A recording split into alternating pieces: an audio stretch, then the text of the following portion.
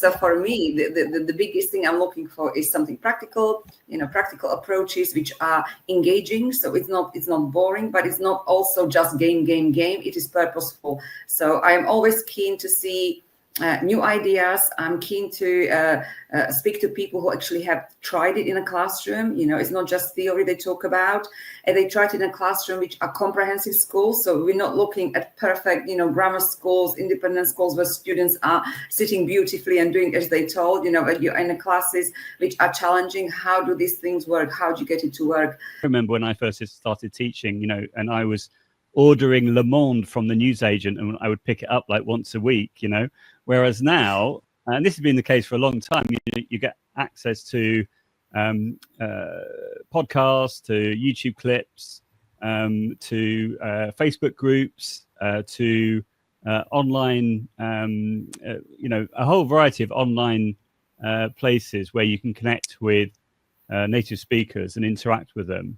And I think that's we're in a very, very lucky position from that point of view. So that's wonderful. In relation to what I'm looking for in CPD, I mean, I'm constantly looking for new ideas or spotting trends or discovering new tools or new features of new tools. And certainly in the world of AI, it is moving so quickly. It's unbelievable. And even someone who's sort of invested a lot of time into trying to keep up to date with things, it's almost impossible. So I think, but that said, if you again, in Facebook groups, on LinkedIn and what have you, if you connect with different people, you share ideas. In the language teaching community, we're very blessed by having people like Jérôme Nogues, who's obviously involved in the NCLE work, Esmeralda Salgado, many other people who love to share ideas, and someone like Will Marks, who does his podcast, Language Lab podcast, and interviews people,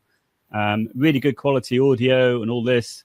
I think it's wonderful. We're very, very lucky. We're very fortunate being in the situation that we're in right now in lots of ways, even with the lack of subject-specific CPD in schools, if we're frank, down to funding. And so a lot of the time that the funding will go on whole school issues like safeguarding and so on and so forth, which are very, very important issues.